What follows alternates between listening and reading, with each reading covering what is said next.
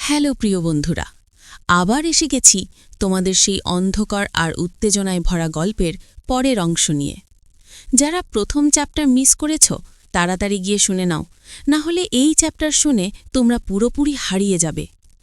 তো যেখানে শেষ করেছিলাম, আমি রাইসা, আমার হাতে আরিফান ভাইয়ের সেই লাল ডায়েরি, আর তার ভেতর লেখা একটা লাইন আমার পুরো শরীরটা বরফ করে দিয়েছিল। আরিফ শুধু একটা বাধা ছিল। আমার হাত কাঁপছিল। ডায়েরিটা বন্ধ করে আমি বিছানায় বসে পড়লাম। মনে হচ্ছিল যেন কেউ আমার বুকের ভেতর থেকে অক্সিজেন চুষে নিচ্ছে। সেই রাতে আরিফান ভাই আমার ঘরে এসেছিল। আমি দরজা খুলিনি। প্রথমবারের মতো দরজায় তালা দিয়েছিলাম। সে বাইরে থেকে ডেকেছিল, ভাবি, দরজা খোলো।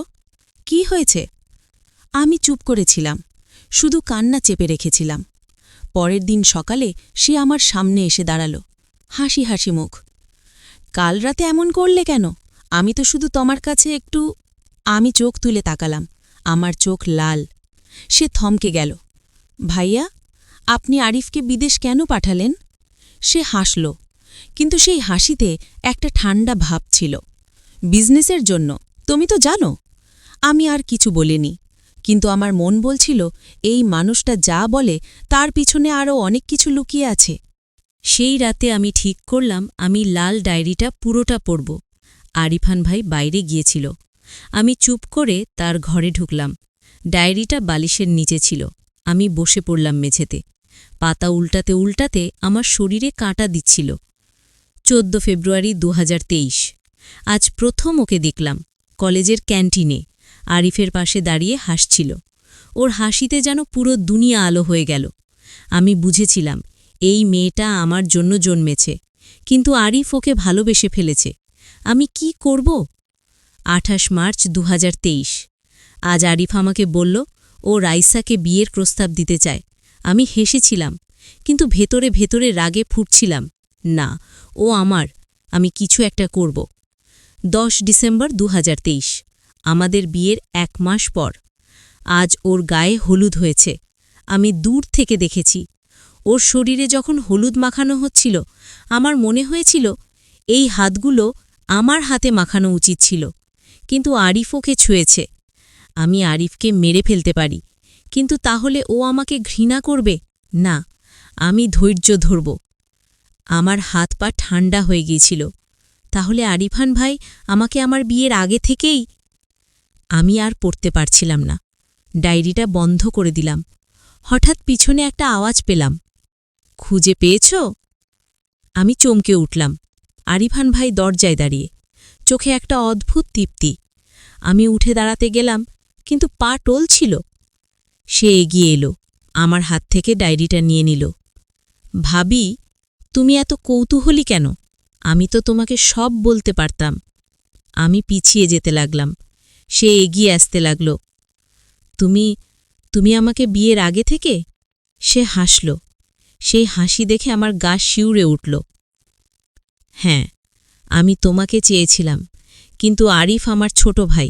আমি ওকে কষ্ট দিতে চাইনি, তাই আমি অপেক্ষা করেছি। আর এখন তুমি আমারই হয়ে গেছ। আমি কাঁদতে কাঁদতে বললাম, আমি তোমার কেউ না, আমি আরিফের বউ। সে আমার কাছে এসে আমার চিবুক তুলে ধরল। তার আঙুলের ছোঁয়ায় আমার শরীরটা আবার কেঁপে উঠল। আমি নিজেকে ঘৃণা করছিলাম। তুমি আরিফের বউ বাইরে, কিন্তু ভেতরে ভেতরে তুমি আমার। তোমার শরীর আমাকে চায় রাইসা, তুমি নিজেও জানো। সে আমাকে দেওয়ালের সাথে চেপে ধরল। তার শরীরের উত্তাপ আমার শরীরে ঢুকে পড়ছিল। আমি চোখ বন্ধ করলাম। আমি জানি, আমি যদি এখন না বলি তাহলে আমি চিরকালের জন্য হারিয়ে যাব, কিন্তু আমার মুখ দিয়ে কথা বেরোচ্ছিল না। তার ঠোঁট আমার গলার কাছে নেবে এলো। আমার শরীরটা যেন আগুন হয়ে গেল। হঠাৎ আমার ফোন বেজে উঠল। আরিফের কল। আমি ধাক্কা দিয়ে আরিফান ভাইকে সরিয়ে দিলাম। ফোনটা তুলে নিলাম। আরিফের গলা শুনে আমার বুকটা ফেটে গেল। রাইসা, আমি কালকে দেশে ফিরছি, সারপ্রাইজ। আমি কোনো মতে বললাম, সত্যি? আরিফান ভাই আমার দিকে তাকিয়ে হাসছিল। সেই হাসিতে যেন বলছিল, এখনও অনেক দেরি আছে ভাবি, খেলা এখনও শেষ হয়নি। সেই রাতে আমি আর ঘুমাইনি। আরিফ আসছে কালকে, কিন্তু আমি কি করব? আমি কি আরিফকে সব বলবো? বললে আরিফ ভেঙে পড়বে, 2 ভাইয়ের সম্পর্ক শেষ হয়ে যাবে। আর যদি না বলি, তাহলে আমি নিজেকে আর কখনো ক্ষমা করতে পারবো না। পরের দিন সকালে আরিফান ভাই আমার ঘরে এলো, হাতে একটা ছোট্ট বাক্স। এটা তোমার জন্য, খুলে দেখো। আমি ভয়ে ভয়ে খুললাম। ভেতরে একটা লাল রঙের শাড়ি আর একটা চিঠি। চিঠিতে লেখা, আজ রাতে এই শাড়িটা পরবে, আমি তোমাকে এই রঙে দেখতে চাই। আরিফ আসার আগে আমাদের শেষ রাত। আমার হাত থেকে বাক্সটা পড়ে গেল।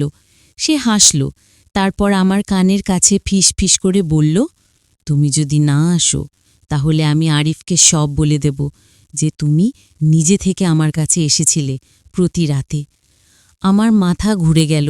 এটা সত্যি না, আমি কখনো নিজে থেকে যাইনি। কিন্তু কে বিশ্বাস করবে? আমার শরীরে তার স্পর্শের চিহ্ন আছে, আমার ফোনে মেসেজ আছে। সে সব প্ল্যান করেই করেছে। বন্ধুরা, এখানে এসে আমার গলা বন্ধ হয়ে আসছে। রাইসা কি করবে? আরিফ যখন আসবে, তখন কি সে বুঝতে পারবে তার বইয়ের চোখে ভয় আর অপরাধ বোধ মিশে আছে, নাকি আরিফান ভাই তার শেষ রাতটা খেলে ফেলবে? 3য় চ্যাপ্টারে আসবে সবচেয়ে বড় টুইস্ট, যেটা শুনে তোমরা বিশ্বাস করতে পারবে না আরিফ আসলে কে, আর আরিফান ভাইয়ের আসল পরিচয় কি। কমেন্টে বলো, রাইসা কি করা উচিত? আরিফকে সব খুলে বলবে, নাকি আরিফান ভাইয়ের সাথে শেষ রাতটা কাটিয়ে নেবে?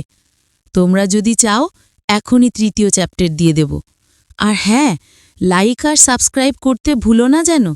এই গল্প এখনও অনেক দূর যাবে। হৃদয় চিহ্ন।